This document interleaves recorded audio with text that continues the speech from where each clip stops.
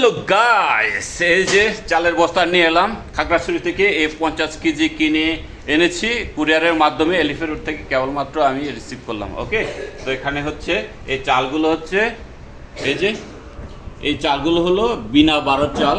তো অ্যাকচুয়ালি আমার জীবনে আমি কখনো বিনা বারো খাইনি মনে হয়, বিনা বারো চালের ভাত। তো এটা নিয়ে নিলাম এক বস্তা ঝাঁটিমাটি.com থেকে। তো অ্যাকচুয়ালি আমি ঝাঁটিমাটি.comকে কিন্তু প্রমোট করছি না। তো ভিউয়ার্স, এই চালটা ঢাকায় পাওয়া যায় না। তো এখানে আমি প্রথমবার নিয়ে নিলাম, জানি না কেমন হবে।